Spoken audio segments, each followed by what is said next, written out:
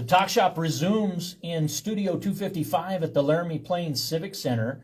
This morning, in-studio guest follows up on some prior guests. Today, Patricia McDaniel in Studio 255. Good morning, Patricia. Good morning. It's wonderful to have you in Studio 255, and we're following up on the Wyoming Association. Actually, it's the Wyoming Coalition for Animal Protection's visit. We had three members representing that coalition, and you come in with a greater detail and depth on one aspect of our conversation last week. Right. And how long have you been in Laramie? Let's start there, Patricia. Well, my husband and I moved here 9 years ago when I retired because we have grandchildren here. And what did you do in your career? You say you're a retired social worker now. Right. I did child protection services as well as foster care adoption and adoption in general. Well, important work continues for you in your life, and you do so through one of the aspects was volunteer pet relocation transports seeking help in Wyoming. Right. And tell us more about your involvement specifically in that area. Oh, I guess about 3 years ago, I got a call from somebody who said, "Would you be willing to drive a dog somewhere?" And I said, well, of course I would, because I'm a real animal advocate and retired. I have time. And so that grew into my being on a list of several volunteer drivers for these transport coordinators. And I'd like to just take a minute to explain how that works. Please do. First of all, transporting these animals is critical for saving lives because many of them are leaving. This is a term that's not popular, but a kill shelter, into another rescue or to an adoptive home across the country. Now, it used to be that, if you had animals in a shelter, the only pool of potential adopters you had was right in town. In that community. Mm-hmm. That wasn't enough. So a lot of animals were being euthanized. And a kill shelter policy, generally speaking, is one where after 30, 60, 90 days, some set period of time where local adoption has not been facilitated, there's a frankly, it's generally a fiscal funding matter. It's an infrastructure issue. It's an infrastructure issue. Yeah, Yep. because if you think of the southeast of our country and the East Coast, these are very populous areas. There are a lot of animals that are in shelters. So, and when we say kill, we would love every shelter to be no kill, but that's not really fiscally possible. Some animals maybe need to be euthanized because of health issues, maybe some dangerous behavior issues, but I think I hope all shelters work very hard to find adopters, but it isn't always, the pool of adopters doesn't match the pool of available dogs. What I love about this transport program is, irrespective of policy given any site, this is a possibility of hope and actual success that can totally thrive without any concern over those local issues, those separate issues. This is like a group of people came together and said, let's propose this solution. Let's propose this opportunity. To save animals. Right. To save animals. Right. To do what we all really want to happen in our heart. Homeless animals. And the thing that's wonderful, there's so many wonderful things about this, but over time, this huge national network developed of various transport organizations, all volunteer. Some are 501c3s, some are not. And also more communication among shelters in different parts of the country. You have some shelters that have some room, and this shelter is overcrowded. So then we transport dogs and mostly dogs. We did do a Might cat be once. facility to facility. I didn't think of that. Yes, we do. It depends on what the animal needs. We transport animals to their new homes, to adoptive homes, to foster to adopt homes, to rescues that have room. And then they are going to work on finding a home for that animal. Everything though is voluntary. Everything's volunteer. If I just adopted a dog from Texas, and after 3 years of doing transports, they transported him to me. And that was lovely. I didn't have to go to Texas to pick him up. And these transport coordinators are incredible. I mean, they map out. And we've had, well, this dog, I just transported. What's your dog's name? Hank. Hank. Hank, he's wonderful. And sometimes you don't know what you're going to get. And Roger and I have It's like a box of chocolates. Yes, and Roger and I have had so many dogs and cats over the years, and we still have a house full. But our attitude is, well, we get what we get, and we don't throw a fit, and we'll work with it. Yeah. But I have transported blind dogs, deaf dogs, blind and deaf dogs, puppies, crazy dudes who just tore up my back seat. Crazy dudes with anxiety and all kinds of issues, huh? And but the way that it works, if you would like to know how that works, is if you're bringing a dog from Louisiana, which I did last week, and he's going to Idaho. So what happens is these transport coordinators, they get a call from the shelter. Will you transport? Of course, we always do. And then she sets out this itinerary of legs people take. Now, are they 100-mile or whatever they need to be? Sometimes a little more, sometimes a little less? Yeah, and it would depend on where. I mean, 100 miles back east is through 2 states. But we do about 100 miles here. I have been known to go all the way to Rock Springs if I need to. And I also go into northern Colorado. But the way it works is, and you'll learn this from Suzanne when she's here next week, which is Suzanne maintains a list of all these Wyoming area drivers. Okay. So with all of the transport organizations know that she does that. And so they send, if it's going to go through Wyoming, then they will contact her, and then she'll send it out. We have a transport going through with a photograph of the dog and any issues with behavior. And there are all sorts of rules you have to follow that are very wise. Like you can't bring your own pet along. This is strictly no conflict. No conflict. No distraction. That's right. Necessarily. And then, do you transport them in kennels, or how do you transport them? Or some do. It depends on what I get when I pick them up from whoever. If they're crated, then I leave them crated. But most of the time they're not, and I just let them sit in the back seat. And oftentimes I have a grandson who goes with me who loves that, so he sits back there and loves on him while we drive. Builds a rapport with them. Builds rapport. Socializing on the run. Right. Now, we recently had a dog. Suzanne and I drove this dog. Okay. Oh, she was so sweet, and she looked exactly like Hank. But this is a story that I want to tell very quickly about what we see. According to the shelter she came from, she was adopted as a pup. Very loving. You know how puppies are. I love you to death. I'm friendly. And the family who adopted her brought her back a year later, and she was traumatized. She was terrified to the point where she was terrified of hats. You couldn't pet her on top of her head, so that told us that she'd been smacked a lot. And she was terrified of children, which tells me that the children mistreated her. So that was the one run where they said, no children, please. So you couldn't have a child with you. But, Suzanne went with me because we're buddies and sometimes we like to do that. Plus we yak the entire way. And so she spent time with that dog, and the dog really connected to her. And I said, see, I believe that it isn't going to take much to bring her around in her new home as long as they're gentle Support. And kind. Kindness. But sometimes I will get 3 or 4 requests in a week, but I can only drive one dog. Right. And so that tells you that we have dogs going across the country every weekend, tons of them, back and forth, back and forth.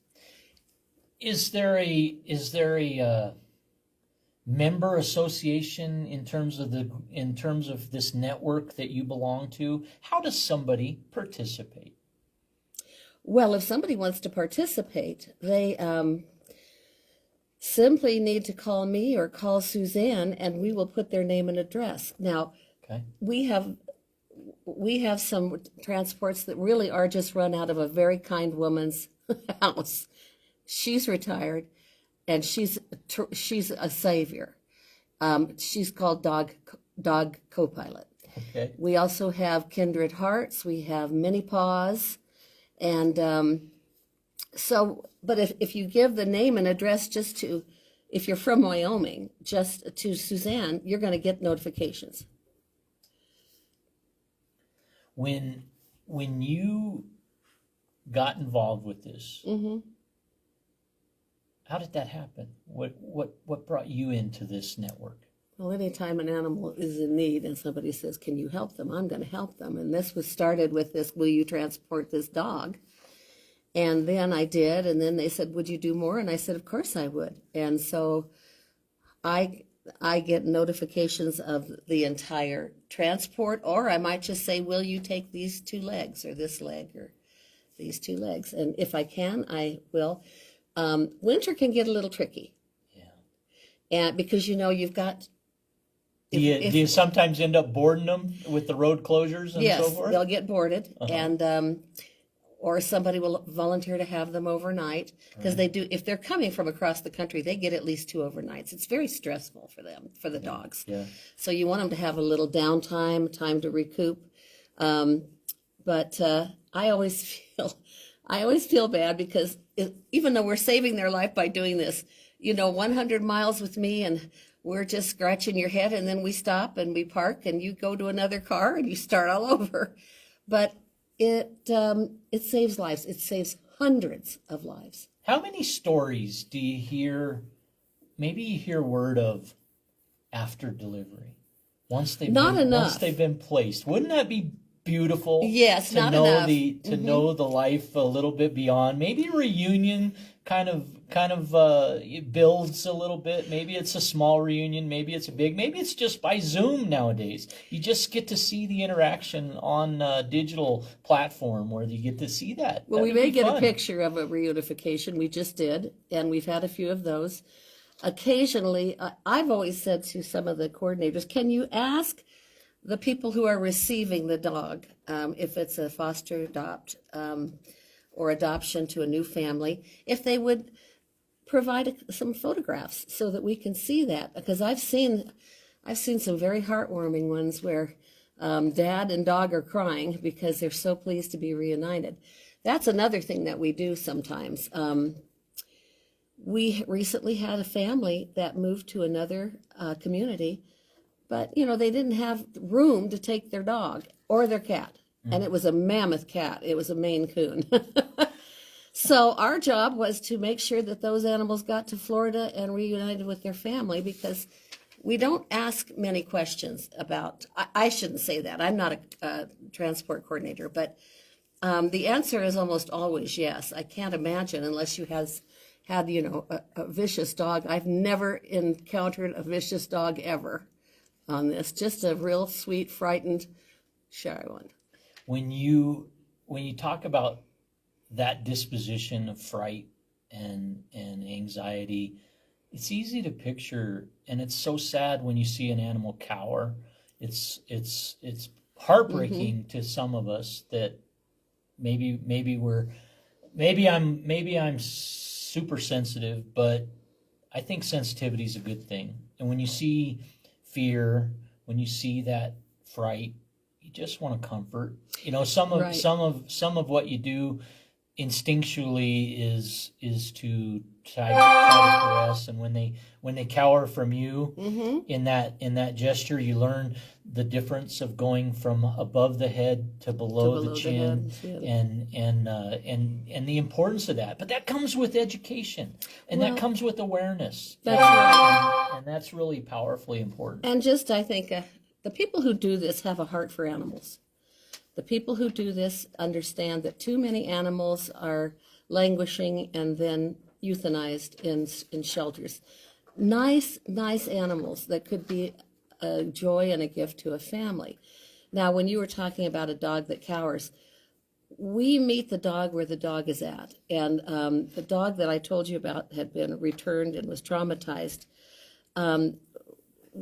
They told us, this is how you approach him. And we approached her. Oh, she was the sweetest thing. She tried to crawl under the seat. It was the saddest thing.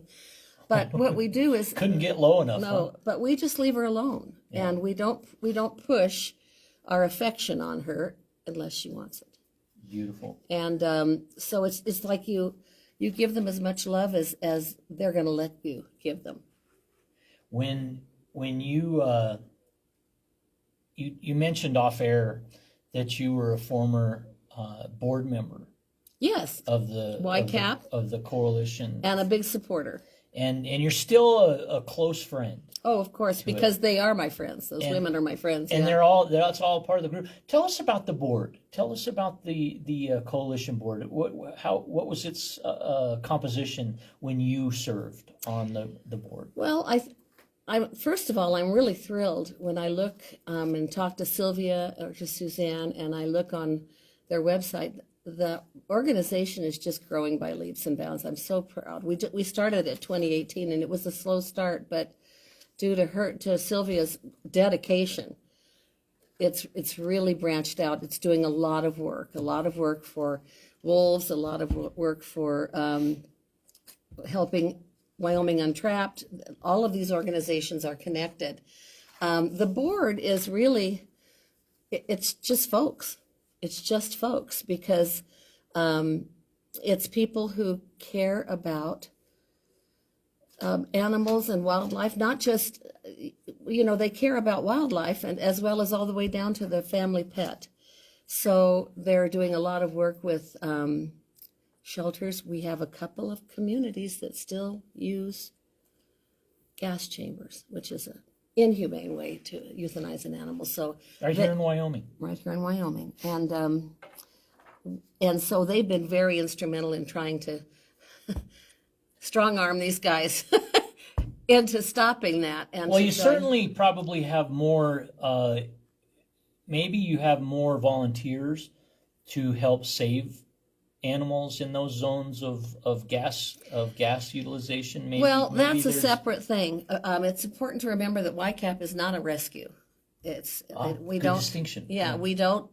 They don't house animals, but they do seek to educate the public about what the problem is about animals. Not only animals in shelters that aren't necessarily good, that are in shelters with a gas chamber, but also they concern themselves with other wildlife as well.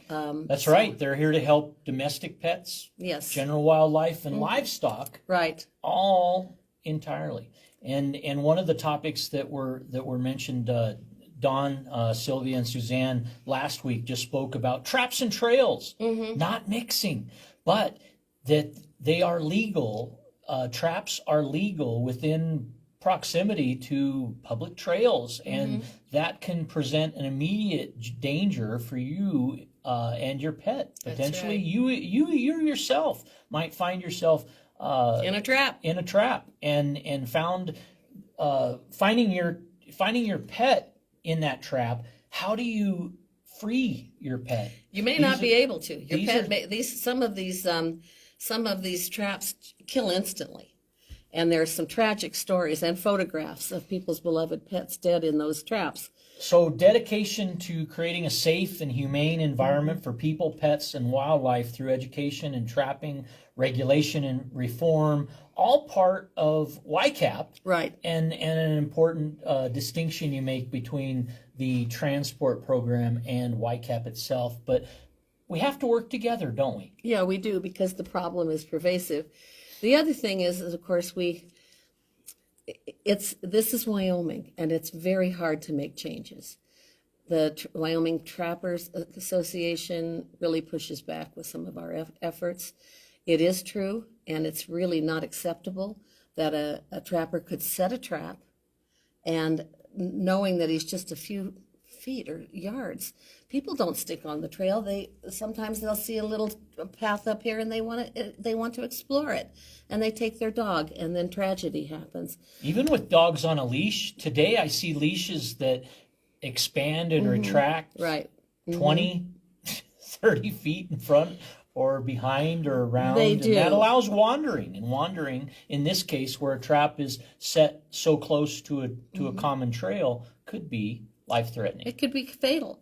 And this is what the trappers say. You should keep your dog on a leash, but that is not necessarily an answer to anything, because people walk our beautiful, country lanes and mountain hiking areas, and their dog is just with them by their side. And maybe he sees a rabbit over there, or maybe he does whatever. Bad things can happen. And, a child could get caught in a trap. Now, we don't, but YCAP does host workshops on how to free your dog from a trap if he's still alive. But YCAP, just importantly, while we have this moment, details available on their website. It's wyocap.org. That's wyocap.org. And you can email YCAP to volunteer. It's a little bit longer. animal.protection23r@gmail.com. And we'll post that on the Talk Shop social media channel as well, and make that available to you, because we want this information out. One of the important notes that YCAP brought us last week was, it's hot out. Don't leave your pet in the car. And when you do crack when you crack the window, rather, that's sometimes not enough. The escalation of heat can happen in minutes. It can go from 70 degrees outside to 90 degrees in your car just that fast. So fast, it's unconscionable, the damage that can happen and threaten the occupant within. 102, 120 degrees. It's very conceivable for temperatures in a closed car or even a lightly ventilated car to reach dangerous levels of temperature. we just recommend that people don't even put their dogs in cars, don't drive them places in the heat. Now, if you have a situation where you can't leave your dog, well, then you're just going to have to get really creative. But cracking windows is not an answer. Now, I'll tell you what I do, and it makes me very unpopular. When I see a dog in a hot car, I stand by the car and call the police. And that's a responsible carrying action. And I wait for the police to come, and oftentimes the driver will come before the police, and I will explain to him what I have done, and I will get usually very choice words. Caring sentiments to you. Yeah, oh, very caring, yes. With words I couldn't repeat, but that's okay.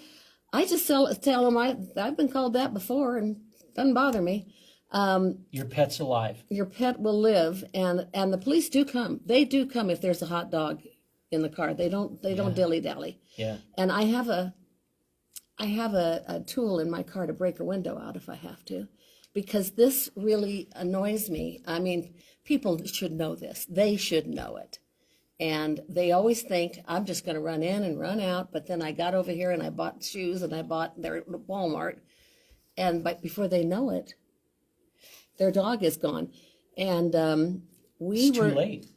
We filed a complaint with the Highway Patrol at one point in time, because we got wind of the fact that a patrolman left his dog in the car and it died. Now, shouldn't they know better? Well, there was a fatal canine canine unit of a police force that succumbed to that injury, and that's this critically sad.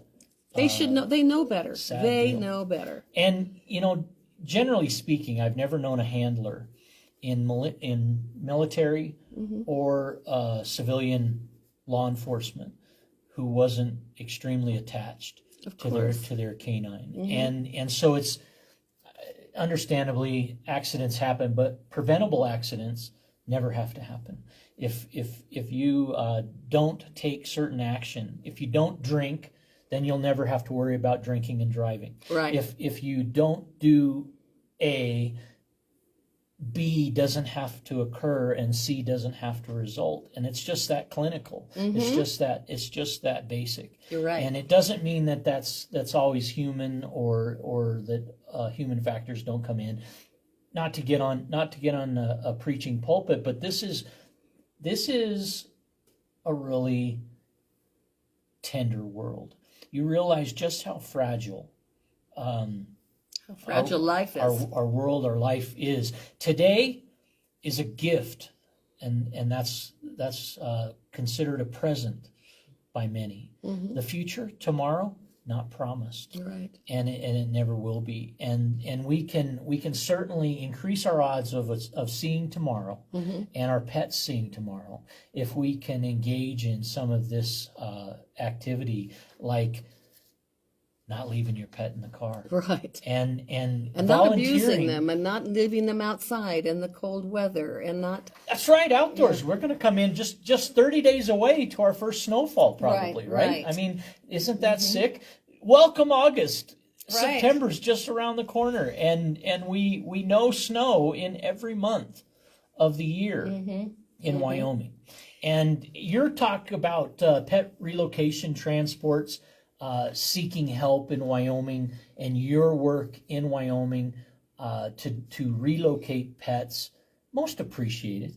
Thank you. Patricia, you are an angel. Oh, I'm not an angel. And I I can't see your wings, but I know that our fortunate animals who've had your transport And many. know that. I'm not Know alone. that. And Yeah. I think my last thought would be, You're not alone in it. You're not alone in I it. have there are How hundreds many in the of us. Legion? How many in the Legion? Hundreds in the Legion, but we always need more. We always need more transports. 365 days a year, 52 weeks. There's always an opportunity. And the more people, the more animals potentially can be saved. Right. And if people don't feel they can drive, and some of us can't drive, I can, but some people can't, there you can always volunteer to be an overnighter, to keep a dog overnight, Bored, yeah. to board the dog. So it's just, and of course, everything is, I want to emphasize again, these are free of charge to the people who are sending and who are receiving. We donate our time, we donate our gas, all of that. I absolutely bet the recipients donate. I bet that many give back as soon as they can. We never know. You just, that's part of that story. That's not the closed circle, but I think I have a genuine belief that more often than not people give more than they take.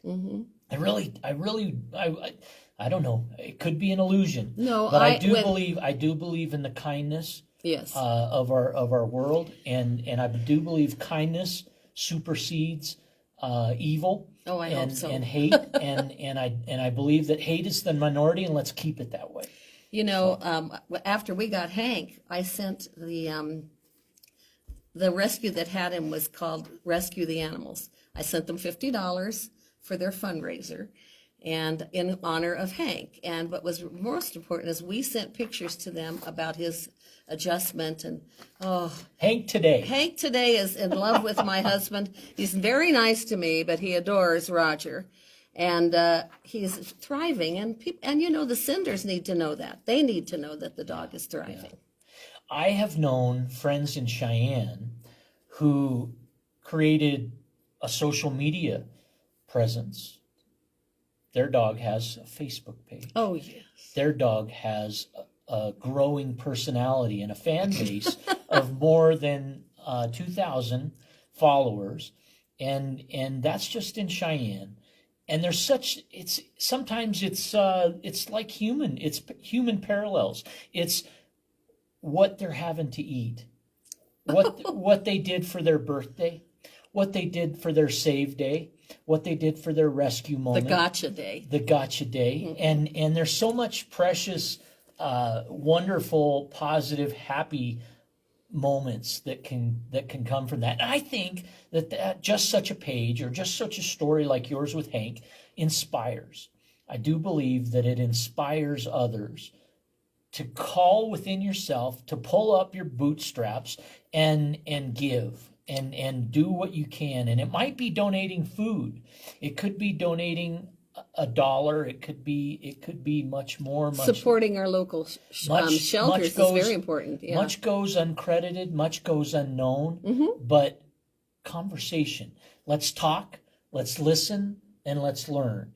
You're listening to The Talk Shop, and Patricia McDaniel, our guest today on The Talk Shop, thank you for coming in Studio 255. Thank you for letting me talk about my favorite topic.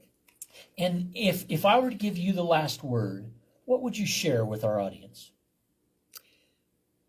I would say that the opportunities to help animals are wide, and whether or not you support your local shelter, or you support animal causes, or you support YCAP, or you decide you want to drive, or you decide you want to board, we need you, and the need is endless. Two sponsors making this segment possible today: Snowy Range Flea Market and Farm Stand, 1951 Snowy Range Road in West Laramie, and Windmill Hill Greenhouse, 4109 Fort Sanders Road. Say hi to Benny when you go out to Windmill Greenhouse. They have sales galore going on at that location. And as the season is midway, stop by. And I just bet, I know this. I haven't been to see Benny in a week or so, but I know there are 2-3 loving pets near that great man. Windmill Hill Greenhouse, 4109 Fort Sanders Road. Stop by today, say hi to Benny, and thank you, Patricia McDaniel, for joining the Talk Shop. Thank you.